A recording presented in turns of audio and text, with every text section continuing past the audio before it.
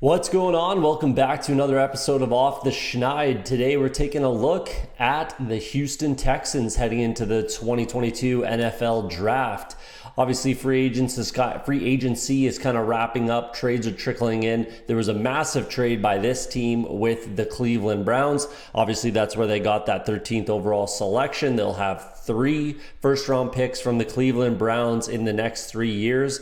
So that's going to be massive for this team and rebuilding, what was once a perennial division winning contender sort of a thing and postseason contender to, picking first, second, third overall sort of a thing. So they do have the 3rd overall selection this year. It's an interesting draft, and I think that they're more than happy with the quarterback that they got in last year's draft. So let's start there. Actually, we'll talk about the team needs. You can see the team needs right here. Obviously, the draft capital, we'll go over that. I do want to touch on the draft capital actually quickly. They have a massive amount. They have 11 picks. That's the second most. There's a few teams with 12. 2 first-round picks. 2 third-round picks, 2 fourth-round picks.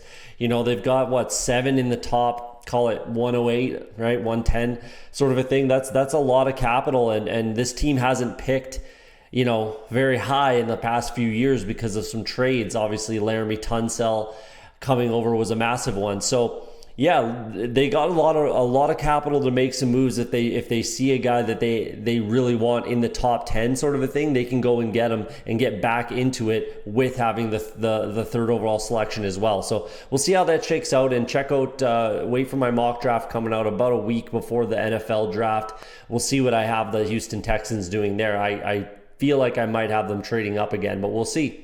Let's start at quarterback. Like I said, I think they're very happy with the guy that they got in last year's draft. He was their first selection. It wasn't until the 3rd round. But Davis Mills played really well last year. 16 touchdowns, 10 interceptions, 2,600 yards, something like that. Won 2 games. Tyrod Taylor won the other 2 games. Beat the Chargers, which is a pretty big feat for this team to beat the LA Chargers. So that was a big win with Davis Mills at the helm, and he had a good game doing it. They were right there with the Tennessee Titans in Week 17. He had a great game there as well. And the Titans were the number 1 team in the AFC. So there you go. I think Davis Mills is absolutely a guy. I think if he were in this year's draft, if he had stayed another year, I think there's a very good possibility that he's going in the top 10 and is the first quarterback selected in this year's draft. So great job by them, and I think he's going to be the guy. You at least got to see what you have with him. Tyrod Taylor's gone to the Giants. Jeff Driscoll is playing tight end. He's going to be, your third quarterback sort of a thing if he's playing, but he's mostly going to be a tight end. I think that Kyle Allen is just fine as a backup quarterback for this team and what they're doing right now. And I'll get to that in a second here about what I think that they need to do. Move to running back. Marlon Mack comes over, former Colt inside division. They obviously saw him play a couple times a year. Former 1,000-yard rusher. I think he can still get the job done. He's 26 years old. And like I said, he has that previous success in the NFL. Came off that Achilles tear, but then was obviously replaced. There's just no reason to think that he can't be, a bell cow running back. He's not a bad pass catcher either. He had some success doing that early in his career. But they have Rex Burkhead. They have Royce Freeman. Dare Ogunbowale is also a pass catching back. So they have those guys that can do that and take the load off of Marlon Mack. Rex Burkhead led this team in rushing last year, and I think that he can be that 3rd down guy. But I think Marlon Mack, I think that there's a possibility he's a 1,000-yard rusher this year. We'll see how it all shakes out, but he should have some success unless they replace him. We'll see what they do in the draft. Andy Janovich comes in. He's actually a solid fullback. I would have him as top 5 fullback in the NFL right now. I don't mind fullbacks depending on how the offense is run. So we'll see how that works out. I don't mind him as a player though. Move over to tight end, Farrell Brown, Jordan Brevin. They're just fine there in my opinion. Anthony Auclair's a big body guy. Brevin Jordan's the name to watch here. Obviously, if you follow me on Twitter, my best ball exposure to Brevin Jordan, as well as Davis Mills, if I'm being honest with you, and Nico Collins. I've stacked this team a fair amount in best ball because they're late. It's a late stack, but I really don't mind what Brevin Jordan can do. I thought he was a bit of a steal in the 5th round last year, and he's going to be that starting pass-catching tight end. I think Pharaoh Brown works more as a blocker. They're on the field at the same time, sometimes obviously in 11 personnel, stuff like that. But they're fine at tight end. Move to the offensive line. Obviously, you see right tackle as the biggest need on this team, and I do think that that's exactly what it is. I think Titus Howard, he just didn't quite get there, just didn't quite work out as a right tackle.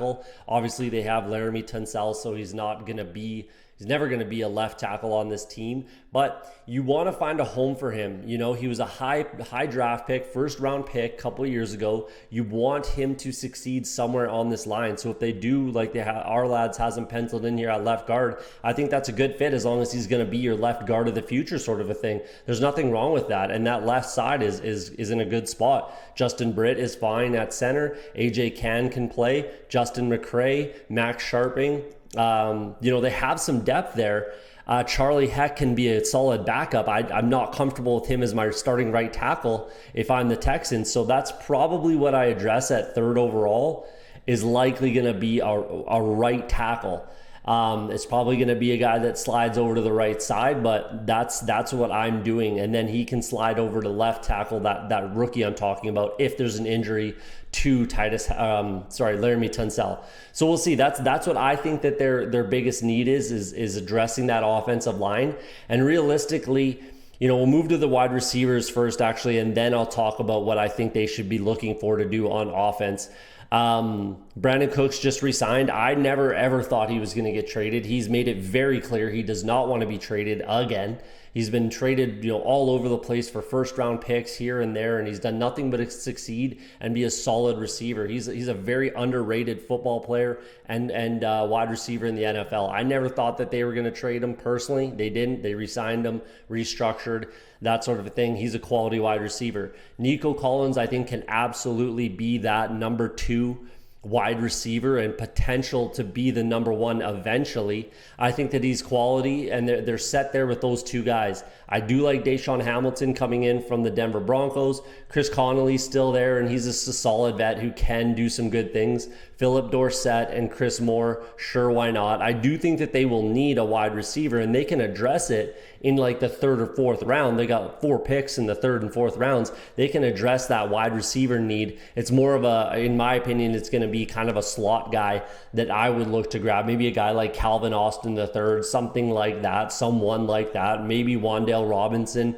a guy like that can play in the slot and maybe return punts and kicks and that sort of a thing. So that's what I look for on offense. But as far as I'm concerned, that's all I'm doing on this offense in the NFL draft is I'm fixing my offensive line, and I'm not really looking to make a huge splash for a huge difference maker on the offensive side of the ball. They're just not that close. If it's me, I'm going to build up around what I already have and then look to finish it off in next offseason and next year's draft. Unless a guy just falls in their lap at 13th overall, like a Drake London, or maybe if they really like Garrett Wilson, something like that, then, sure, because they do have a ton of picks, and like I said, they can make up for it later. But for me, I'm probably going to address the defense and that offensive line before I move to skill position players, if that makes any sense. So let's move to the defensive side of the ball, which is where I have most of the needs here.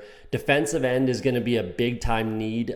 Jonathan Grenard was fantastic for this team. He led the team in sacks last year, former 3rd-round pick a couple years ago. I think he's definitely going to be one of the guys and one of the cornerstones of this defense moving forward. At least they hope, and I would hope if I'm a Texans fan. I do want to talk about Okoronkwo. He comes over from the Rams.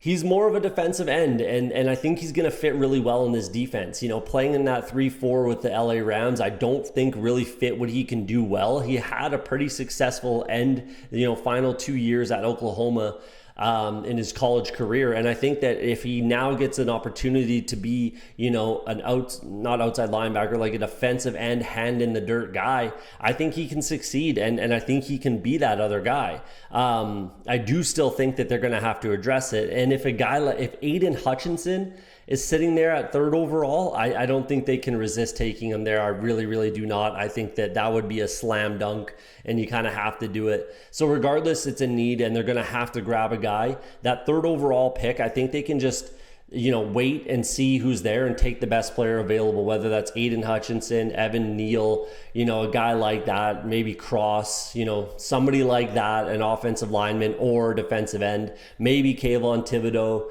It's hard to say, but they can just sit there at 3, I think, stand pat, not do anything, and pick the best player available and the guy they like the most, because they're going to have tons of options. And I think that they will get a difference maker with that pick regardless. And then we'll see what they do at 13. We'll stay on the line. Sorry, Ross Blacklock, second round pick a couple years ago. I do like him. Malik Collins I like as well. Roy Lopez, is still there.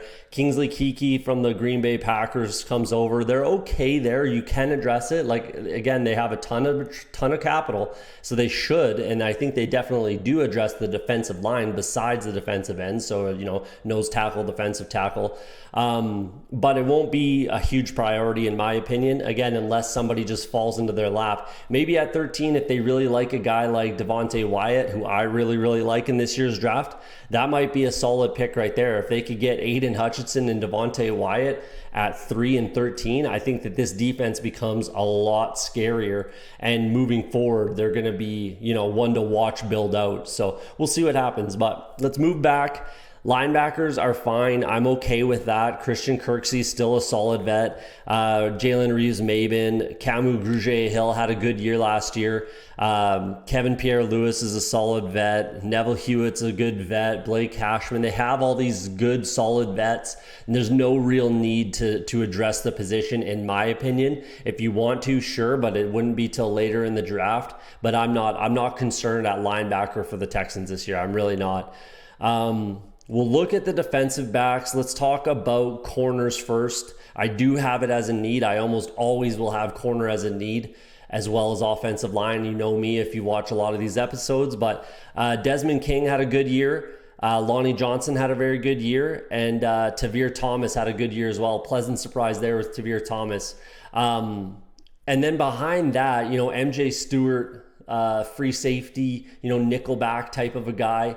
But in Jimmy Moreland, sorry, I should mention him, Isaac Yiadom, they do have a few good, depth guys, so it's not a huge need. I'm really not super concerned, but I do like the idea of them drafting a guy unless somebody falls in their lap, like Sauce Gardner at 13, something like that. I'm not taking, I'm not using a high pick on corner. I'll address it in the 3rd, 4th, 6th, something like that. Maybe a couple guys in the 4th and 6th, something like that. But unless somebody falls in my lap, like again, Sauce Gardner at 13, I'm probably taking them there. But we'll see. They just have a lot of options. If I'm the Texans, I'm really excited to steer the draft a little bit, my own draft, and just let the guys fall to me that that will make my team better. That's what I do if I'm the Texans. So let's talk about safeties quickly here.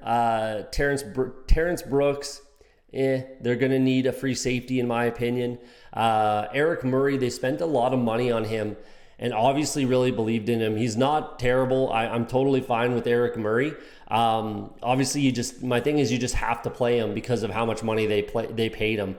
So not necessarily that makes this team any worse or better, but he's a quality guy, quality starter. I'm not addressing strong safety in the draft, maybe late, but again, you could do anything you want late. Realistically, 6th, 7th round, these teams can do whatever the heck they want because you're throwing darts anyways, and you're just taking guys you like. But free safety, I think, is definitely a position that they're going to have to address. And I think they're going to need a starter because Terrence Brooks just isn't that guy for me. I think they're going to need to, 2nd, 3rd round pick with one of those top 100 selections. Get yourself a quality free safety center fielder out there that can, keep defenses honest and help out in the passing game and help out those. Unless they get those guys I talked about, Devontae Wyatt and, Aiden Hutchinson, unless they get to those two guys, they're going to need some help at the defensive line getting after the quarterback. They're going to need to get some coverage sacks, so that's what the defensive backs can help, and a good solid free safety could absolutely help in that regard. So There you go. There it is for the Houston Texans. I gave you some names to chew on. Hopefully, like I said, check back to see what I have the Texans doing. I'm probably, now that I talk through it here, just in the last 10 minutes. Now that I talk through it, I think they stand pat on those two spots, 3rd and 13, and just take the best guy available. They have a fair amount of needs on offense. On defense and on offense too, realistically. Like I said, if a guy like Drake London maybe falls to them at 13th overall, do they take him there? Garrett Wilson, I don't know. Maybe they do. We'll see what happens. It's going to be an interesting draft. And I think that, the Texans can just let it come to them. So we'll see what they do here. But there you go. Let me know what you think in the comments. There's your breakdown and 2022 NFL draft prep for the 2022 Houston Texans.